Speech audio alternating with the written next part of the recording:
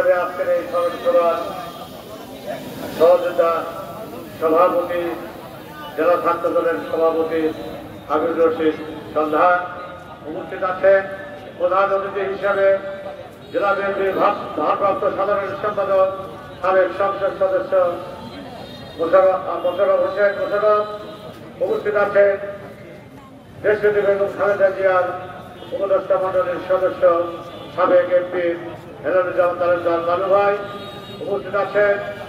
জেলা বিএনপির সাবেক সাধারণ সম্পাদক, কেন্দ্র নির্বাহী কমিটির অন্যতম সদস্য জনাব জালাল আবিদিন চান ভাই উপস্থিত আছেন। জেলা বিএনপির সিনিয়র সহ সভাপতি, ষোলতলা উপজেলা বিএনপির বিপ্লবী সভাপতি এ কে এম আহসান জাতি উপস্থিত আছেন।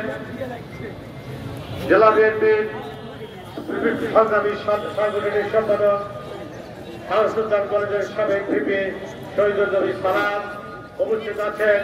জেলা বিএনপির সাংগঠনিক সম্পাদক আমার বন্ধুবর সরকারি আজলা কলেজের সাবেক VP K M Khairul Bashar উপস্থিত আছেন। গাবতলী উপজেলা বিএনপির সাংগঠনিক সম্পাদক এনামুল হক নতুন উপস্থিত আছেন। মহিলা দলের সাধারণ সম্পাদক নাজমা আক্তার উপস্থিত আছেন। জেলা ছাত্র দলের সংগ্রামী সাধারণ সম্পাদক আমাদের ছোট ভাই হেমান হাসান পলাশ উপস্থিত আছেন। বিভিন্ন পর্যায়ের নেতৃবৃন্দ, আমার সামনে উপস্থিত ছাত্র দলের সোনালী ভাষণ ভাইরা, আসসালামু আলাইকুম। আজকে অত্যন্ত দুঃখের সহিত জানাই, জুলাই আগস্টের বিপ্লবের মধ্য দিয়ে আজকে দেশ দ্বিতীয়বারের মতন স্বাধীন হয়েছে। হাজার হাজার ছাত্র জনতা নির্মমভাবে খুনি হাসিনা হত্যা করেছে। তার স্মরণ সভায় আজকে আমন্ত্রণ করার জন্য আমি জেলা ছাত্রদের মধ্যে কৃতজ্ঞতা বোধ করছি। আজকে যারা বিগত আন্দোলনে নিহত হয়েছে, এরশাদের সময় খুনি হাসিনার বিগত 17 বছর বৈষম্য বিরোধী আন্দোলনে যারা নিহত হয়েছে তাদের কামনা করে আমি আমার বক্তব্য শুরু করছি।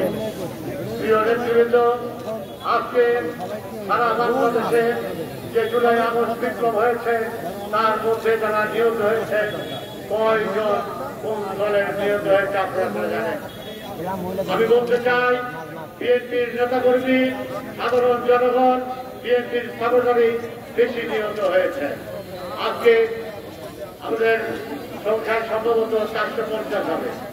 বগুড়াতে 17 জন মারা গেছে, তার মধ্যে 17 জনের মধ্যে একজন বাঁচে, বাকি 16 জনই বিএনপির সাধারণ ছাত্র দলের নেতৃবৃন্দ এবং বিএনপির পরিবারের সন্তান।